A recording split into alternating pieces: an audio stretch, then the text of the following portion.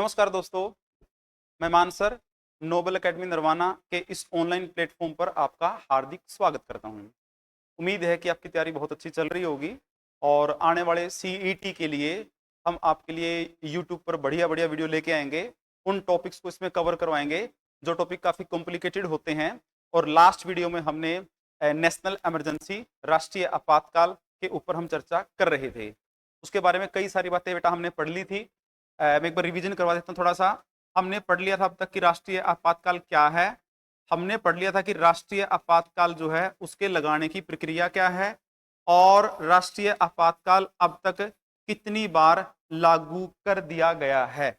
इन तीन चीजों के ऊपर हमने डिस्कशन किया था और ये चीज हमारी अब तक रनिंग में थी। तो आइए एक पीपीटी के माध्यम से सबसे पहले इसको हम समझ लेते हैं। तो ध्यान से देखिएगा बेटा, बहुत काम का कंटेंट है। ये 1977 है ये, ठीक है। तो ध्यान से देखना बेटा। सबसे पहले हम यहाँ डिस्कशन करते हैं जो हमारी देश की में पहली बार जो इमरजेंसी लगी थी वो 26 अक्टूबर 1962 को लगी थी, जब हमारे ऊपर चाइना ने अटैक कर दिया था। डिटेल में बताऊंगा क्यों कर दिया था, इनके बारे में डिटेल में बताऊंगा। डॉक्टर सर्वपल्ली राधाकृष्णन उस समय देश के प्रेसिडेंट थे और प्राइम मिनिस्टर हमारे जो थे वो पंडित जवाहरलाल नेहरू थे। और इसको 10 जनवरी और 1968 को वापस लिया गया। बेटा डिटेल में बात करेंगे। इंडिया और चाइना के बीच में बहुत बढ़िया रिलेशन होते थे। आपने पढ़ा होगा कि हमने एक एनएएम पंडित नेहरू ने चीन के साथ एक एनएएम के नाम से एग्रीमेंट किया था, जिसका नाम था नॉन अलाइनमेंट मूवमेंट, जिसको हम बोलेंगे गुट निरपेक्ष आंदोलन। उसमें चाइना एक हमारा बहुत बढ़िया पार्टनर था। उसके बाद हमने क्या किया चाइना के साथ बेटा, एक पंचशील समझौता किया था। हमने पंचशील समझौता 5 मुद्दों को लेकर जो है हमने चाइना के साथ एग्रीमेंट किया था। और हिंदी चीनी भाई भाई एक नारा लगाया जाता था। तो ऐसा क्या हुआ कि 1962 में भारत के ऊपर चाइना ने अटैक किया। इसको जानने के लिए थोड़ा सा पीछे जाएंगे। एक्चुअली में हुआ ये कि जो चाइना उसके करीब का देश होता था तिब्बत, और तिब्बत हाई एल्टीट्यूड देश था, ऊंचाई पे था। चाइना को लगा उसके इस तरफ इंडिया आता है, इसके इस तरफ चाइना था। उसको लगा कि अगर कोई कंट्री इस तिब्बत के ऊपर कंट्रोल कर ले तो मेरे बड़े क्षेत्र के ऊपर कब्जा करना उसके लिए आसान हो जाएगा। तो उसने सोचा कि दूसरा देश यहां आके बैठे, उससे पहले मैं तिब्बत के ऊपर क्या कर लेता हूं, कब्जा। और उसने तिब्बत के ऊपर अटैक किया और तिब्बत के ऊपर कब्जा कर लिया। उस दौरान तिब्बत के ऊपर बौद्ध धर्म का शासन था और दलाई लामा जो था वो शासन कर रहा था। और दलाई लामा वहां से भागकर अपने लगभग 1 लाख बौद्ध भिक्षुओं के साथ इंडिया में आकर और बॉर्डर पे बैठकर राजनीतिक शरण की मांग करता है, जिसको गवर्नमेंट ऑफ इंडिया के द्वारा एक्सेप्ट कर लिया जाता है। और चाइना ने भारत सरकार को तलब किया कि जो दलाई लामा और 1 लाख के लगभग बौद्ध भिक्षु यहां इंडिया में आए हैं, ये चाइना ने कहा कि हमारे देश की इंटरनल सिक्योरिटी के लिए चैलेंज है, तो आप इसको यहां से बाहर भेज दें। लेकिन भारत सरकार ने इसको डिनाई कर दिया। तो वहां से हमारे संबंध खराब होने स्टार्ट हुए। तो उसका रिजल्ट बेटा ये हुआ, कि हमारे इंडिया और चीन के बीच में, एक इंटरनेशनल बाउंड्री है, उसका नाम है बेटा मैकमोहन रेखा। ये मैकमोहन रेखा 3400 किलोमीटर के लगभग की लंबाई के साथ है। तो चाइना ने भारत के साथ झगड़ा करने के लिए यहां पर एक जो कार्ड फेंका वो था मैकमोहन रेखा का। उसने कहा कि भाई मैं मैकमोहन रेखा को नहीं मानता हूं, इसको गलत तरीके से बनाया गया है। उसने कहा कि जो आपका नेफा है, मैंने एक शब्द यूज किया बेटा, मैंने शब्द यूज किया नेफा। नेफा का मतलब क्या होगा, नॉर्थ ईस्ट फ्रंटियर एजेंसी। ध्यान से देखना, नॉर्थ ईस्ट फ्रंटियर एजेंसी, नेफा। नेफा का आज का नाम है अरुणाचल प्रदेश। उसने कहा जो ये अरुणाचल प्रदेश या नेफा है वो मेरा दक्षिण तिब्बत का हिस्सा है, इसलिए मेरा है, और मैकमोहन रेखा गलत बनाई गई है। उसने दावा ठोक दिया कि जो ये अभी हमारा उत्तराखंड है, उस समय तो ये उत्तर प्रदेश था, ये हिस्सा मेरा है, या लेह लद्दाख से ऊपर का क्षेत्र है, उसने मेरा अपना दावा उसके ऊपर ठोक दिया। तो उसी दौरान जो है चाइना ने इंडिया के ऊपर अटैक कर दिया, और उस अटैक में हम लोग तैयार नहीं थे। और हमारे पास ना ही कोई इंटेलिजेंस इनपुट्स था कि कौन से एम्युनिशंस के साथ और कितनी स्ट्रेंथ के साथ चाइना अटैक करने वाला है। और एक तरफा युद्ध हुआ और उस युद्ध के अंदर हमारी हार हुई और चाइना ने युद्ध विराम की घोषणा कर दी और बहुत बड़े JNK के एरिया के ऊपर उसने कब्जा कर लिया, जिसको आज लोग हम COK, चाइना ऑक्यूपाइड कश्मीर, जी हाँ, उसको आज हम लोग बेटा COK के नाम से जानते हैं। और इंडिया और COK के बीच में जो अंतरराष्ट्रीय जो बाउंड्री बनाई गई है उसको हम LAC या लाइन ऑफ एक्चुअल कंट्रोल के नाम से जानते हैं। ये है हमारे ऊपर अटैक करने का main reason. Doctor Sarvepalli Radhakrishnan उस समय देश के प्रेसिडेंट थे, एक बहुत महान फिलोसोफर थे। इनके जन्म दिवस को हम लोग टीचर्स डे या शिक्षक दिवस के रूप में सेलिब्रेट करते हैं। और ये देश के पहले उपराष्ट्रपति थे या राज्यसभा सभापति कह सकते हैं, और दूसरे जो है ये देश के राष्ट्रपति थे। पंडित जवाहरलाल नेहरू उस समय देश के प्राइम मिनिस्टर थे और पंडित जवाहरलाल नेहरू 1946 में पहली बार अंतरिम सरकार के दौरान जो है उनको बड़ा पद दिया गया। उनको जो उनका जो पद था उसमें उनको विदेश मंत्रालय की चीजें दी गई, राष्ट्रमंडल संबंधी मंत्रालय उसको दिए गए और 47 के अंदर वो देश के पहले प्राइम मिनिस्टर बने। और 64 तक, जी हाँ 1964 तक पंडित जवाहरलाल नेहरू लगातार 17 साल के लगभग तक प्रधानमंत्री बनने वाले व्यक्ति बने। उनके नाम ये रिकॉर्ड बनाया गया। उसके बाद की हम अगर चर्चा करते हैं तो पंडित जवाहरलाल नेहरू की दो बड़ी फेमस किताबें हैं, जिसमें एक ग्लिम्सिप ऑफ वर्ल्ड हिस्ट्री और डिस्कवरी ऑफ इंडिया के नाम से इनको जाना जाता है। और पंडित जवाहरलाल नेहरू कई अन्य संस्थाओं के कारण भी इनका नाम लिया जाता है, जैसे योजना आयोग, प्लानिंग कमीशन ऑफ इंडिया के ये संस्थापक थे और साथ में ये नेशनल डेवलपमेंट काउंसिल, राष्ट्रीय विकास परिषद के भी क्या थे, ये संस्थापक थे। और इसी समय ये इनकी वापसी कब हुई बेटा, तो 10 जनवरी 1968 को इनकी वापसी हुई थी। आइए दूसरे की बात करते हैं। जो दूसरा आपातकाल था वो 3 दिसंबर को बेटा, दूसरा आपातकाल 3 दिसंबर और 1971 को हुआ था। और ये किस रीजन से हुआ था, बाह्य आक्रमण के कारण हुआ था। पाकिस्तान ने इंडिया के ऊपर अटैक कर दिया था और इसी अटैक के चलते हमने नेशनल इमरजेंसी को डिक्लेयर करना पड़ा था। उस समय भारत की प्राइम मिनिस्टर जो थी वो इंदिरा गांधी जी होती थी, जिनको आयरन लेडी ऑफ इंडिया भी कहा जाता है।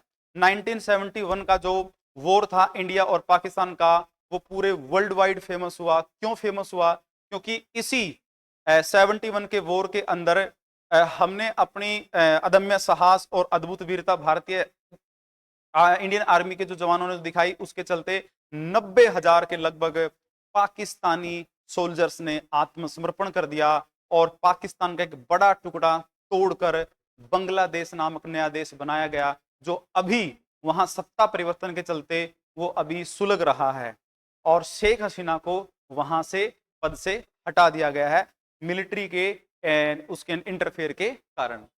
तो वीवी गिरी उस समय जो थे वो देश के राष्ट्रपति होते थे। ये वीवी गिरी के नाम से एक और रिकॉर्ड है, ये देश के पहले कार्यवाहक राष्ट्रपति भी थे बेटा, कार्यवाहक राष्ट्रपति।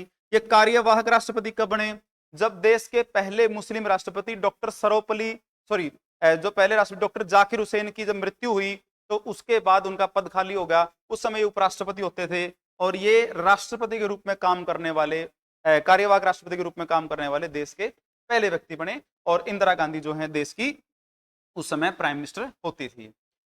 उसके बाद अब बात करें, जून 26, 1975 को इंटरनल डिस्टरबेंस, आंतरिक अशांति के चलते, और फखरुद्दीन अली अहमद जो थे उस समय देश के राष्ट्रपति थे, उसके दौरान जो है ये इमरजेंसी डिक्लेयर की गई। इसके पीछे की पृष्ठभूमि क्या थी मैं आपको बता देता हूं। 71 के वॉर के बाद जब इलेक्शन हुआ तो इंदिरा गांधी की बहुत बड़ी छवि उभर के सामने आई, क्योंकि इंदिरा गांधी वर्ल्ड के गिने चुने ऐसे नेताओं में एक थी जिन्होंने अपने बलबूते एक नए देश को बनाने का साहस दिखाया और बांग्लादेश की उत्पत्ति हुई थी। तो इसी के चलते उन्होंने इलेक्शन लड़ा और एक और बड़ा फेमस नारा उन्होंने 71 के इलेक्शंस के दौरान दिया था, वो था गरीबी हटाओ का नारा। और इसी नारे के कारण वो फेमस हुई और इनके विपक्ष में जो चुनाव लड़ रहे थे, चुनाव ये जीत गई, तो उन्होंने इनके ऊपर दावा किया कि इंदिरा गांधी ने जो चुनाव जीता है वो सरकारी मशीनरी का प्रयोग करके जीतता है। तो इलाहाबाद उच्च न्यायालय में उन्होंने इनके अगेंस्ट एक केस फाइल किया और माननीय इलाहाबाद न्यायालय के की जो वहां से निर्णय आया, उस निर्णय के अंदर उन्होंने कहा कि भाई बिल्कुल सही ऐसा है कि इन्होंने सरकारी मशीनरी का प्रयोग इलेक्शन जीतने के लिए किया है, इसलिए इनके ऊपर 6 वर्ष का बैन लगाया जाएगा राजनीति से। उन्होंने इस मामले को चुनौती दी सर्वोच्च न्यायालय के अंदर।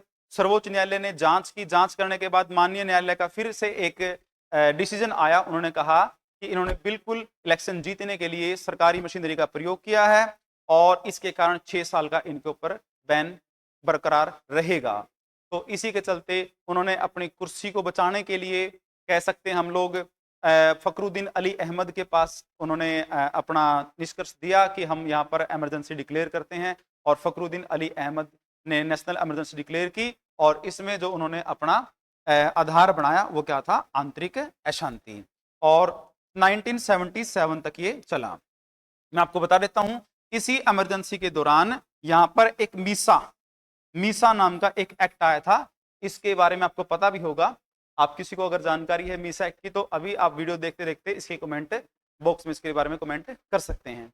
मैं बता देता हूं कि मीसा एक्ट क्या है। Maintenance of internal security act, maintenance of internal security act ये था, जिसके तहत हमारे जो मीडिया है, हमारे मीडिया के ऊपर भी प्रतिबंध लगा दिया गया और जितने विपक्षी नेता थे या तो उनको पकड़कर जेल में डाल दिया या फिर उनको नजरबंद कर लिया गया। और 77 तक आते आते ये जो नेशनल इमरजेंसी थी उसको खत्म करना पड़ा। तो मैं बता देता हूं, 77 में जब इमरजेंसी खत्म किया तो उसी इमरजेंसी के बाद दोबारा इलेक्शन होते हैं और इंदिरा गांधी उस इलेक्शन में हार जाते हैं और सरकार कांग्रेस पार्टी सत्ता से बाहर हो जाती है और पहली बार जनता दल की सरकार को भारत देखता है। और लोकतंत्र के अंदर जो पहली बार गैर कांग्रेसी प्रधानमंत्री बन के आए वो थे मोरारजी देसाई। आई थिंक इसमें आपकी एक एक बात ये स्पष्ट होगी कि अब तक कब कब जो है वो नेशनल इमरजेंसी लगी और किस किस रीजन से लगी, कौन से उस समय प्रेसिडेंट होते थे, कौन से प्राइम मिनिस्टर थे और इनको वापस कब लिया गया। ये चीजें हमने अब तक जो है इसमें डिस्कस कर ली हैं। आइए इसके प्रभाव के ऊपर जान लेते हैं बेटा कि नेशनल इमरजेंसी डिक्लेयर तो हमारी होगी, लेकिन नेशनल इमरजेंसी का जो प्रभाव है वो किस चीज के ऊपर पड़ेगा। बेटा बिल्कुल विस्तार से पढ़ना, एक एक चीज को ध्यान से समझना है, कॉपी पेन लिख के लेके नोट करते जाना। और कोई भी आपका प्रश्न है तो आप कमेंट बॉक्स में आप अपना क्वेश्चन डालना, मैं कमेंट बॉक्स के अंदर आपको आपका रिप्लाई करूंगा। तो देखिएगा, सबसे पहले अगर मैं बेटा बात कर दूं आपकी, तो आपकी भाई फंडामेंटल राइट जो है आपका, फंडामेंटल राइट्स इनके ऊपर क्या प्रभाव पड़ेगा, ये बहुत बढ़िया एग्जाम में क्वेश्चन पूछा जाता है। फंडामेंटल राइट्स बेटा आरंभ में, यानी कि मौलिक अधिकार आरंभ में 7 होते थे और अब हमारे पास फंडामेंटल राइट कितने हैं, 6 हैं। एक बार ब्रीफली बता देता हूं कि कौन से हैं। पहला फंडामेंटल राइट है बेटा वो है समानता का अधिकार, समानता का अधिकार, जिसको हम लोग इंग्लिश में राइट टू इक्वलिटी के नाम से जानते हैं। और बेटा एग्जाम में क्वेश्चन आते हैं, ये आर्टिकल 14 से लेके और 18 तक है, 14 से लेके 18 तक। दूसरा है बेटा आपका वो है स्वतंत्रता का अधिकार, स्वतंत्रता का अधिकार। जो ये स्वतंत्रता का अधिकार है बेटा ये आर्टिकल 19 से स्टार्ट होता है और आर्टिकल 22 तक जाती है, इसको हम बोलेंगे राइट टू फ्रीडम। तीसरा जो आपका होगा वो होगा शोषण के विरुद्ध अधिकार, शोषण के विरुद्ध अधिकार, राइट अगेंस्ट एक्सप्लॉयटेशन, ये आर्टिकल 23 और आर्टिकल 24 इसके अंदर है बेटा। फोर्थ नंबर पे आपका आएगा वो होगा धार्मिक स्वतंत्रता, स्वतंत्रता का अधिकार, धार्मिक स्वतंत्रता का अधिकार। बेटा ये आपका आर्टिकल नंबर 25 से स्टार्ट होके आर्टिकल 28 तक जाएगा। फिफ्थ नंबर पे जो आपका होगा बेटा, फिफ्थ नंबर पे वो होगा आपका शिक्षा एवं संस्कृति, शिक्षा एवं संस्कृति का अधिकार। और ये जो आपका होगा बेटा वो आर्टिकल 29 और आर्टिकल 30 में होगा। और सिर्फ ये माइनॉरिटीज के लिए है, अल्पसंख्यक के लिए है, जो संख्या में कम है उनके लिए है। मैं बता दूं, हिंदू कम्युनिटी को छोड़कर बाकी सभी रिलीजियस कम्युनिटी जो है इंडिया में रहती हैं वो सारी माइनॉरिटी हैं, उनको हम क्या बोलेंगे बेटा, अल्पसंख्यक। 6 नंबर पे बात करते हैं बेटा, ये था आपका संपत्ति का अधिकार।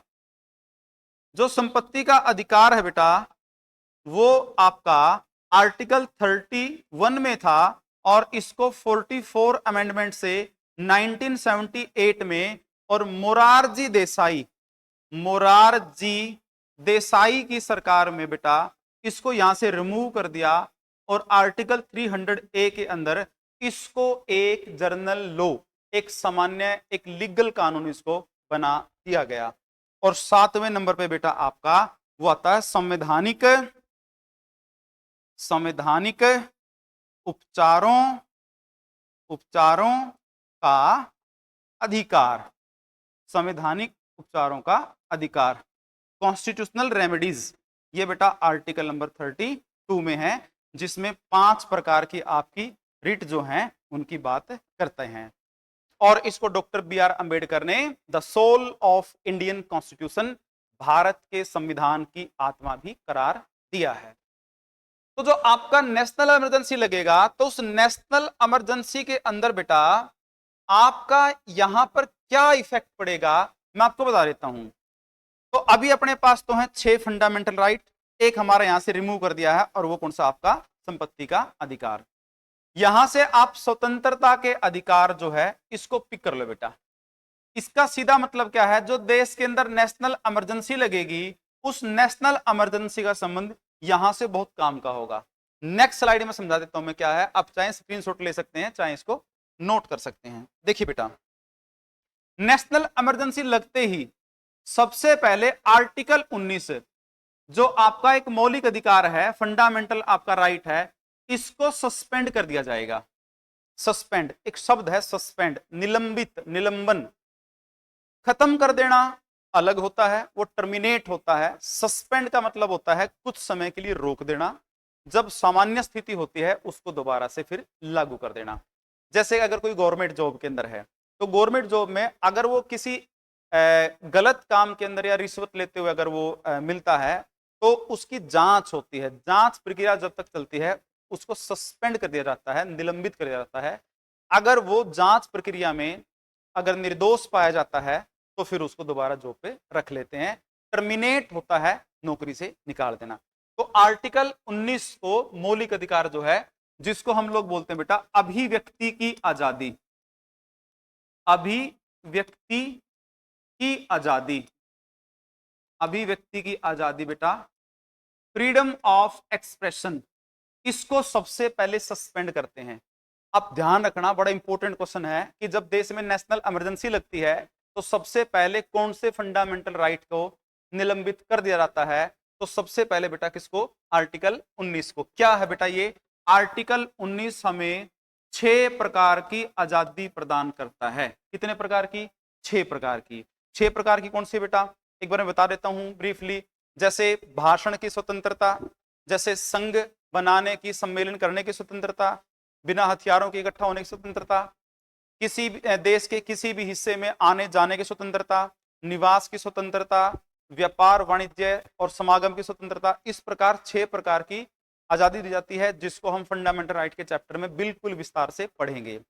ये सबसे पहले सस्पेंड होगा। ये आपका एक बहुत इंपॉर्टेंट क्वेश्चन है। अगला क्या बेटा, आर्टिकल 20 और आर्टिकल 21, ये किसी भी कंडीशन में इनको सस्पेंड नहीं किया जाता। ये दोनों हैं क्या।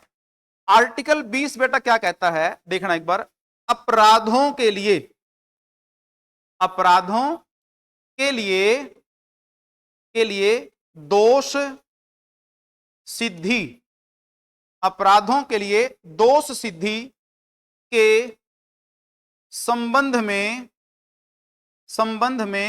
संरक्षण। इसको विस्तार से बताऊंगा।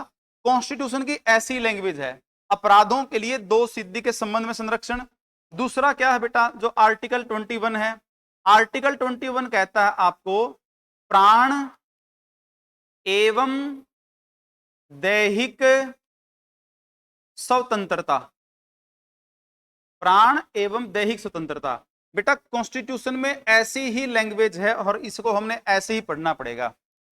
अपराधों के लिए दो सिद्धि के संबंध में संरक्षण, आर्टिकल 20, आर्टिकल 21, इन दोनों को नेशनल इमरजेंसी के दौरान कभी भी सस्पेंड नहीं किया जाता। आपके एग्जाम में क्वेश्चन आएगा कि नेशनल इमरजेंसी के दौरान कौन सा या कौन से फंडामेंटल राइट ऐसे हैं जिनको किसी कंडीशन में सस्पेंड नहीं किया जा सकता। या तो आपको ऑप्शन में एक मिलेगा आर्टिकल 20, या तो आपको ऑप्शन में मिलेगा आर्टिकल 21। अगर ये पूछ रखा है आपसे कि कौन से फंडामेंटल राइट्स ऐसे हैं, तो आपको दोनों ऑप्शन मिलेंगे, आर्टिकल 20 और आर्टिकल 21। अब इनको समझा देता हूं इसका मतलब क्या होगा कि जो हमने यहां पर लिखा है ये फंडामेंटल राइट कौन से हैं, एक बार देख लेते हैं इसको डिटेल में कि इसका मतलब क्या है। इसका साफ मतलब ये है बेटा, अपराधों के लिए दो सिद्धि के संबंध में संरक्षण, कि कोई व्यक्ति, मान लो एक व्यक्ति ने कोई अपराध कर दिया और उसी प्रकार का अपराध उसने कई बार किया, तो उस व्यक्ति को एक ही प्रकार के अपराध कई बार करने के लिए उसको अलग अलग सजा नहीं मिलेगी। एग्जाम्पल से समझते हैं, किसी ने किसी का मर्डर कर दिया, मर्डर करने से या तो होगी फांसी या तो होगी उम्र कैद। क्लियर है? अच्छा, अब मान लीजिए उसने मर्डर एक नहीं, मर्डर कितने किए? दो। तो मतलब एक ही प्रकार का अपराध एक से ज्यादा बार कर दिया, 3 मर्डर कर दिए, 4 मर्डर कर दिए, 5 मर्डर कर दिए, 6 कर दिए। अब मान लीजिए एक मर्डर की उसको सजा दे दी फांसी। ऐसा नहीं कि इसको 6 मर्डर करे हैं तो 6 बार फांसी को उसके ऊपर लटकाया जाएगा, उसको एक ही प्रकार के अपराध की एक बार सजा मिलेगी। दूसरी चीज क्या है, मान लीजिए उसने कोई एक ऐसा कार्य किया है, मान लीजिए उसने कोई एक ऐसा कार्य किया है जो उस कार्य करने के दौरान वो अपराध की श्रेणी में नहीं था, बाद में इस कार्य को अपराध की श्रेणी में शामिल कर दिया, तो इसलिए उस व्यक्ति को अपराधी नहीं कहा जाएगा, उस व्यक्ति को अपराधी नहीं कहा जाएगा। कहने का मतलब यह है कि किसने 2010 में कोई काम किया है, तो 2010 में वो कोई काम अपराध की श्रेणी में नहीं था, 2020 में उसको अपराध की श्रेणी में डाल दिया, तो उस काम के तहत उसको सजा नहीं मिलेगी। यह है अपराधों के लिए दो सिद्धि के संबंध में संरक्षण। प्राण दैहिक स्वतंत्रता का मतलब क्या बेटा? प्राण एवं दैहिक स्वतंत्रता का सीधा मतलब है कि कोई भी व्यक्ति कानून के अनुसार अपने जीवन की सुरक्षा, अपने शरीर की सुरक्षा कर सकता है। इसको जीवन जीने का अधिकार भी कहते हैं कि कोई भी सरकार किसी भी कारण से किसी व्यक्ति को उसके जीवन जीने के अधिकार को नहीं छीन सकती।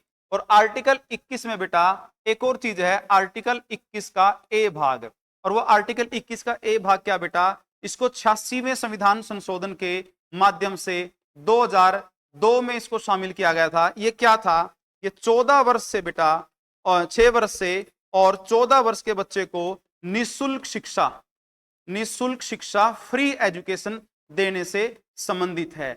तो कहने का मतलब ये हो गया बेटा, नेशनल इमरजेंसी का प्रभाव आर्टिकल 20 और आर्टिकल 21 पर नहीं आएगा। इसको छोड़कर सभी फंडामेंटल राइट्स को नेशनल इमरजेंसी के दौरान सस्पेंड किया जा सकता है, लेकिन आर्टिकल 20 और आर्टिकल 21 को सस्पेंड नहीं किया जा सकता, और आर्टिकल 19 को सबसे पहले सस्पेंड किया जाएगा। एक तो ये इफेक्ट हो गया बेटा। और आइए आगे बात करते हैं, दूसरा क्या है इसका इफेक्ट बेटा, आम चुनाव पर क्या पड़ता है। आम चुनाव जो आपका जनरल इलेक्शन होता है, जैसे हरियाणा में अभी इलेक्शन संपन्न हुआ है, किसी को ऐसी उम्मीद नहीं थी कि कांग्रेस पार्टी सरकार नहीं बना पाएगी और भारतीय जनता पार्टी जो है वो सरकार बना लेगी। जितने भी ओपनिंग पोल्स थे या जो भी सोशल साइट्स थी, सोशल मीडिया था, सबके एक ही बात थी कि भाई इस बार कांग्रेस पार्टी बिना किसी अलायंस के, बिना किसी अन्य गठबंधन के अपने बेस पे मेजोरिटी लेके आएगी और हरियाणा में सरकार बनाएगी। तो वो जनरल इलेक्शन के दौरान, इमरजेंसी के दौरान जो जनरल इलेक्शन है वो किस प्रकार प्रभावित होगा उसको हम एक बार समझ लेते हैं बेटा। देखो ध्यान से, आम चुनाव। आम चुनाव में बेटा क्या है, एक संविधान के अंदर आर्टिकल नंबर 324 से लेके और आर्टिकल नंबर 329 जो है बेटा, इसमें इलेक्शन कमीशन की बात कर रखी है। और आर्टिकल 326 है बेटा, वो ये कहता है कि लोकसभा के सदस्यों का और विधानसभा के सदस्यों का जो चुनाव होगा वो प्रत्यक्ष मतदान के माध्यम से चुनाव होगा। प्रत्यक्ष मतदान के माध्यम से चुनाव होगा। प्रत्यक्ष मतदान क्या होता है बेटा, इसमें वयस्क मताधिकार वयस्क मताधिकार क्या मतलब क्या बेटा, जो आज इंडिया का 18 साल का नागरिक है वो वोट कास्ट कर सकता है, वोट डाल सकता है, यह है वयस्क मताधिकार। पहले बेटा इसकी उम्र जो होती थी वो 21 वर्ष मिनिमम थी। इसको 61वें संविधान के संशोधन के माध्यम से 1989 में 18 वर्ष कर दिया गया था राजीव गांधी की सरकार में। अगर देश में नेशनल इमरजेंसी है तो इसी नेशनल इमरजेंसी के दौरान बेटा देश में कोई आम चुनाव नहीं होगा, कोई जनरल इलेक्शन नहीं होगा, बिल्कुल भी नहीं होगा। ना ही विधानसभा का होगा और ना ही लोकसभा का इलेक्शन होगा। तो अब ये कंडीशन बनती है, अगर लोकसभा अपना कार्यकाल पूरा कर सके तो फिर क्या होगा, या कि कोई राज्य की विधानसभा अगर कार्यकाल पूरा कर चुकी हो तो फिर उसका क्या होगा, क्योंकि इनका कार्यकाल अधिकतम 5 वर्ष का होता है, 5 वर्ष के बाद तो है ही नहीं। तो ऐसी स्थिति में लोकसभा और विधानसभा इन दोनों के कार्यकाल को बेटा 1 वर्ष के लिए आगे बढ़ाया जा सकता है। यानी नेशनल इमरजेंसी के दौरान जनरल इलेक्शन नहीं होगा, 1 साल के लिए इसके ही कार्यकाल को आगे बढ़ाया जा सकता है। यानी बेटा कहने का मतलब क्या हो गया, जनरली इन दोनों का कार्यकाल जो होता है वो 5 साल मैक्सिमम है, नेशनल इमरजेंसी में कितना हो सकता है, 6। अब एक क्वेश्चन बन गया कि क्या आज तक ऐसा कभी हुआ है कि 6 साल के लिए काम किया हो। एक ऐसी लोकसभा हमारी है बेटा, एक लोकसभा हमारी ऐसी है जो 1971 से 77 तक 6 साल चली थी और ये देश की 5वीं लोकसभा थी, 5वें नंबर की लोकसभा थी, जो इंदिरा गांधी के समय में हमने अभी डिस्कशन किया था, वो 6 साल चली थी। तो ये 2 मेजर इफेक्ट होंगे बेटा नेशनल इमरजेंसी के। तो उम्मीद है आपको इस नेशनल इमरजेंसी का पूरा कॉन्सेप्ट आपके दिमाग में पहुंच गया होगा। अगर फिर भी कोई डाउट आपका बचता है तो फिर आप कमेंट बॉक्स में इसको कमेंट करके डाल सकते हैं।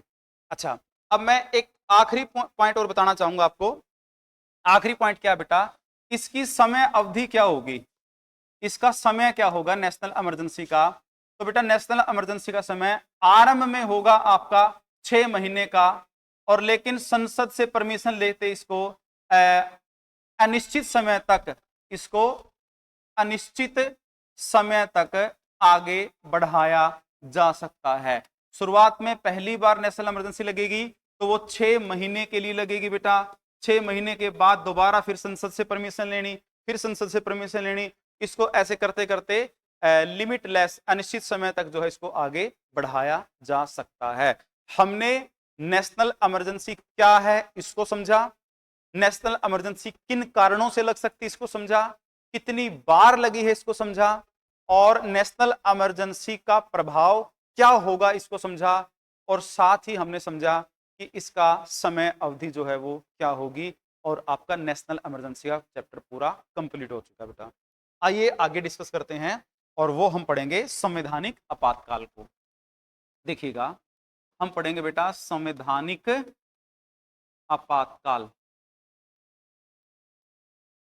संवैधानिक आपातकाल, या इसको बोलेंगे बेटा हम लोग राष्ट्रपति शासन।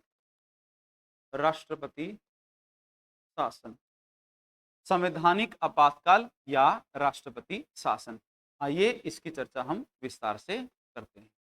पहले तो बेटा इसको समझेंगे कि ये है क्या, ठीक है। उसके बाद हम समझेंगे इसके कारण क्या हैं, इसके कारण क्या हैं। फिर समझेंगे बेटा इसकी प्रक्रिया क्या होगी, भाई कैसे इसको डिक्लेयर किया जा सकता है, प्रक्रिया। फिर बेटा इसका प्रभाव क्या होगा, फिर बेटा कितनी बार लग चुका है ये, कितनी बार ये लग चुका है, और फिर इसके कुछ अन्य पॉइंट्स पढ़ेंगे बेटा कि सबसे ज्यादा बार कहाँ लगा है, किस राज्य में अब तक एक बार भी नहीं लगा है, सबसे पहले इसको कहाँ लगाया गया था, पूरे देश में आज तक कितनी बार लगा है, ये अलग अलग चीजें होंगी। तो आइए शुरुआत करते हैं आपके चैप्टर की, संवैधानिक आपातकाल या राष्ट्रपति शासन, आर्टिकल नंबर 356 की हम चर्चा कर रहे हैं। जैसे बेटा राष्ट्रीय आपातकाल हमने पढ़ा था वो पूरे देश में लगता है, लेकिन संवैधानिक आपातकाल या राष्ट्रपति शासन जो है वो राज्य के अंदर लगेगा। बेटा क्या है ये संवैधानिक स्थिति खराब होने के बाद ये किसी एक राज्य सरकार या किसी एक यूटी की सरकार, केंद्र शासित प्रदेश की सरकार के अंतर्गत डिक्लेयर किया जा सकता है। इसके कारणों की चर्चा करते हैं कि इसके कारण क्या क्या हो सकते हैं, विस्तार से समझिएगा बेटा, एक एक पॉइंट को नोट करते रहना। कारण क्या कारण है कि किसी भी राज्य या किसी भी यूटी में संवैधानिक आपातकाल लग सकता है। कारण नंबर 1 बेटा, यदि राज्य का विधानमंडल, यदि राज्य का विधानमंडल, विधानमंडल का आप समझते हैं, विधानमंडल मतलब बेटा जो विधानसभा और विधान परिषद दोनों के इकट्ठे रूप को हम विधानमंडल बोलेंगे। जैसे हम लोकसभा राज्यसभा दोनों को मिला के संसद कह सकते हैं, इसको बोलेंगे विधानमंडल। यदि राज्य का विधानमंडल कोई एक गैर संवैधानिक बिल उसको पेश कर दे और उसको पास करवा दे, मतलब संविधान का दायरा क्रॉस कर दे, कोई भी गैर संवैधानिक। फॉर एग्जाम्पल जैसे किसी राज्य में रिजर्वेशन आरक्षण को लेके बड़े आंदोलन चल रहे हैं और आरक्षण की जो तय सीमा है वो 50% की है, वो सुप्रीम कोर्ट के द्वारा निर्धारित की गई है।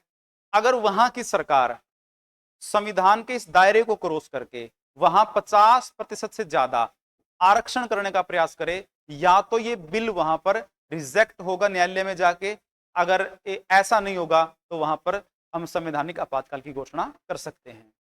दूसरा, प्रत्येक आम चुनाव के बाद जनरल इलेक्शन के बाद अगर कोई भी दल वहां पर सरकार बनाने में, कोई भी दल वहां पर सरकार बनाने में कामयाब ना हो, ना तो अकेले ना गठबंधन के साथ, तो वहां पर देश में उस राज्य में क्या लग सकती है, नेशनल इमरजेंसी। एग्जाम्पल के तौर पे हरियाणा का अभी विधानसभा का रिजल्ट आया है जिसमें लगभग 48 सीट्स जो हैं वो भारतीय जनता पार्टी को, 37 सीट्स जो हैं वो मिली हैं कांग्रेस पार्टी को, और बाकी कुछ अन्य के खाते में गई हैं, जिसमें 2 इंडियन नेशनल लोकदल के पास हैं, और आई थिंक 3 जो कैंडिडेट हैं वो निर्दलीय विधायक हैं जिन्होंने अभी अनाउंसमेंट कर दी है कि हम भी अपना समर्थन बीजेपी पार्टी को देंगे। मान लीजिए किसी पार्टी के पास मेजॉरिटी ना आए और जब वो गठबंधन करने का प्रयास करें तो किन्हीं मुद्दों को लेकर उनकी आपसी सहमति ना बने, तो उस राज्य में सबसे पहले राज्यपाल क्या करेगा, सबसे बड़े दल के नेता को सरकार बनाने का न्योता देगा। अगर एक टाइम के बाद वो मेजॉरिटी को अगर नहीं दिखा पाता है तो उसके बाद वहां पर क्या लग जाएगा, संवैधानिक आपातकाल राष्ट्रपति शासन। या फिर हम ऐसा कह सकते हैं कि वहां पर उसके बाद जब वो सबसे बड़ा दल का नेता कामयाब नहीं होगा सरकार बनाने में, तो दूसरा सबसे बड़ा दल का नेता वहां बुलाया जाएगा, और अगर वो भी वहां पर सरकार बनाने में या मेजॉरिटी दिखाने में अगर कामयाब नहीं हुआ है तो फिर वहां पर राष्ट्रपति शासन लागू किया जा सकता है। तीसरा कारण क्या है, अगर राज्य सरकार या यूटी सरकार, केंद्र शासित प्रदेश की सरकार, अगर केंद्र मतलब सेंट्रल गवर्नमेंट के कोई संवैधानिक आदेश को मानने से इनकार कर दे, कोई ऐसा आदेश जो संवैधानिक है यानी कि संविधान के अनुरूप सही है, अगर उसको राज्य केंद्र सरकार मानने से मना कर दे तो डिक्लेयर हो सकती है। या चौथा इसका कारण क्या होगा बेटा, चौथा कारण होगा अगर वहां की शासन व्यवस्था जो है वो खराब हो जाए या वहां पर लॉ एंड ऑर्डर हम कह सकते हैं, अगर वो आउट ऑफ कंट्रोल हो जाए किन्हीं दंगों के कारण या किसी और अन्य रीजन से, तो उस राज्य में उस राज्य के अंदर जो है राष्ट्रपति शासन लागू किया जा सकता है। जैसे मणिपुर जो है वो सुलग रहा था। अभी पश्चिम बंगाल के अंदर एक कोलकाता रेप मर्डर जो एक डॉक्टर का हुआ था, उसके कारण बड़े आंदोलन हुए हैं। या किसी और हम स्टेट की बात करें जहां पर कोई विवाद है, उसके कारण अगर वहां पर लॉ एंड ऑर्डर अगर मेंटेन ना हो तो वहां पर राष्ट्रपति शासन की घोषणा की जा सकती है। ये बेटा सारे के सारे आपके क्या हो गए, कारण। जब कारण को हमने डिस्कस कर दिया तो फिर हम प्रक्रिया डिस्कस करेंगे। तो इसकी प्रक्रिया क्या रहेगी बेटा, यहां से भी क्वेश्चन आता है। इसकी प्रक्रिया क्या होगी बेटा, इसकी जो सिफारिश होगी, इसकी जो सिफारिश होगी वो सिफारिश सीधी राष्ट्रपति के पास जाएगी भाई। इसकी सिफारिश राष्ट्रपति के पास जाएगी, राष्ट्रपति फिर इसकी घोषणा करेंगे, इसकी घोषणा कर देंगे। और उसके बाद बेटा 2 माह का समय होता है, 2 माह का समय होता है घोषणा के बाद। ध्यान रखिए, हमने नेशनल इमरजेंसी के दौरान ये जो समय था बेटा वो 1 माह का पड़ा था। ये भी एग्जाम में क्वेश्चन आता है, घोषणा के बाद कितने माह का समय होता है, 2 माह मतलब 60 दिन का समय होता है। संसद से इसकी परमिशन लेनी क्या है बेटा, आवश्यक है। एक बात और ध्यान रखना, पिछली वीडियो में आपने देखा होगा कि जो नेशनल इमरजेंसी है उसमें हमने 2/3 बहुमत की बात करी थी, और यहां पर हम साधारण बहुमत की बात करेंगे। साधारण, कई बच्चों ने पूछा रहा कि सर ये साधारण बहुमत और 2/3 बहुमत का मतलब क्या है। एक बार थोड़ा सा ब्रीफली समझा देता हूं बेटा। हमारे पास 545 मेंबर ऑफ पार्लियामेंट हैं लोकसभा में, हमारे पास 245 मेंबर ऑफ पार्लियामेंट हैं राज्यसभा में। तो टोटल बेटा हमारे पास 790 मेंबर ऑफ पार्लियामेंट है, एमपी हैं। 2/3 का मतलब क्या होगा बेटा, इसका 66%, इसका कितना होगा बेटा 66%, और इसका भी कितना होगा बेटा 66%।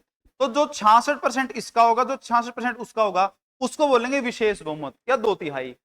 साधारण का मतलब क्या है, वे मान के चलें कि हमारी लोकसभा में 200 जो है वो एमपी बैठे हैं और इस बिल को ले आए, तो साधारण बहुमत में क्या है 50% तो आपका 100 हो गया, 50% प्लस 1 आपका कितना होगा 101।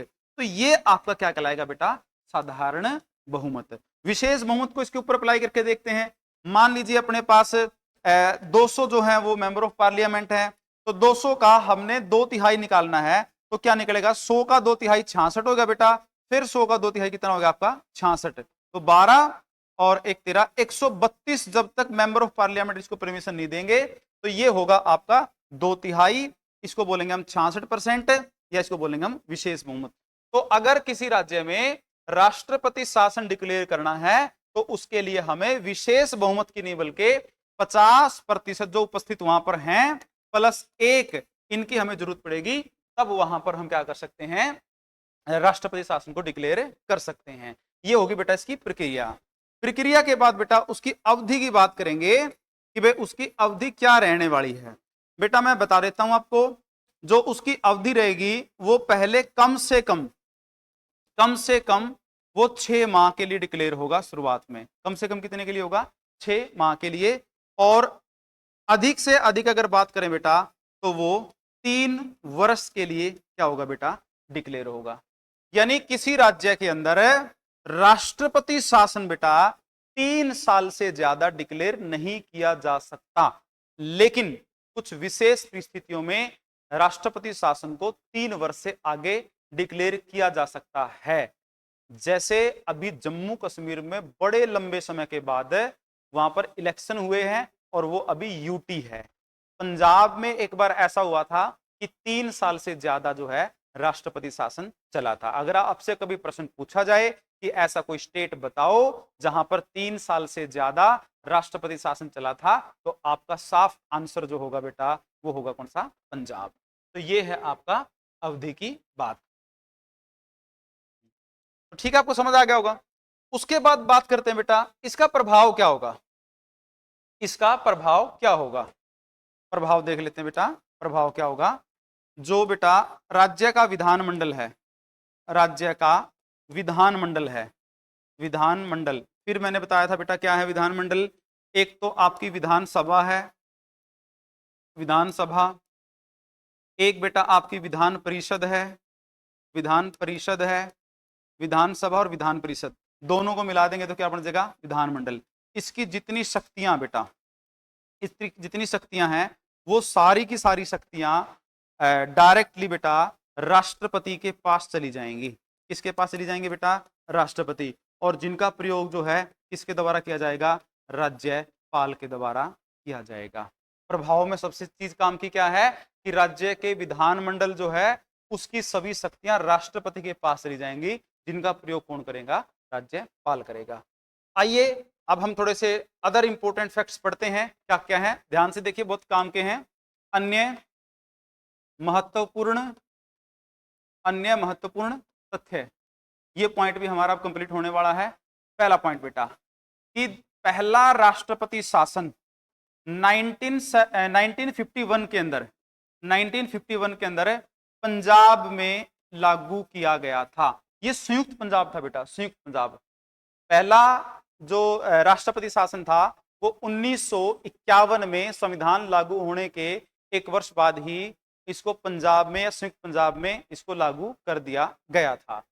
अच्छा बेटा, इसको सर्वाधिक बार, सबसे अधिक बार इसको यूपी और मणिपुर, इन दो स्टेटों में लागू किया गया। तीसरा पॉइंट बेटा, अब तक ऐसे राज्य अपने पास हैं जिनमें एक बार भी नहीं लगा है।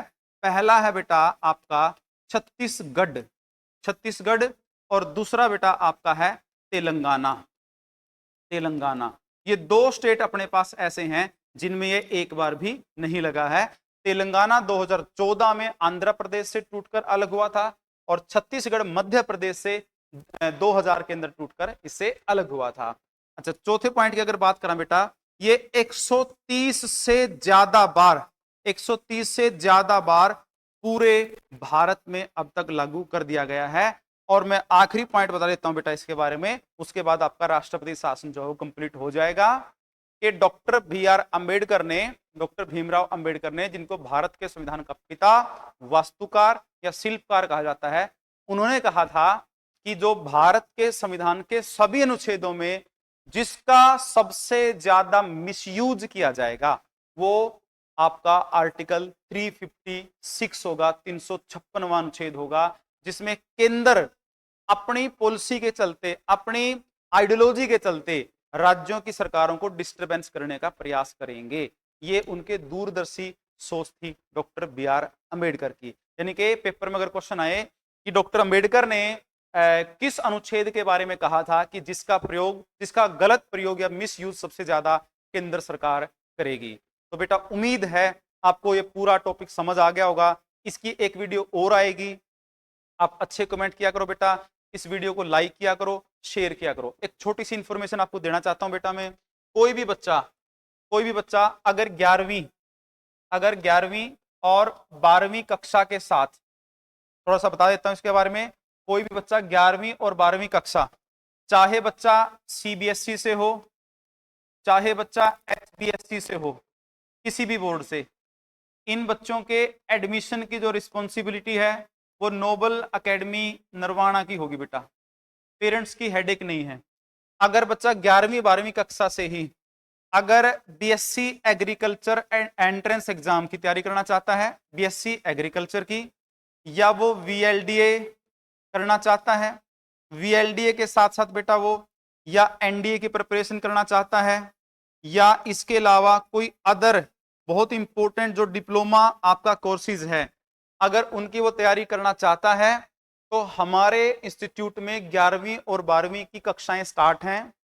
2 साल से बच्चे यहाँ 11वीं और 12वीं कक्षा पढ़ रहे हैं, जिनके शानदार परिणाम हैं। तो अगर कोई बच्चा 11वीं 12वीं कक्षा पढ़ना चाहता है तो रेगुलर एडमिशन सीबीएसई बोर्ड और एचबीएसई बोर्ड से उन बच्चों का होगा, अलग से क्लासेज होगी।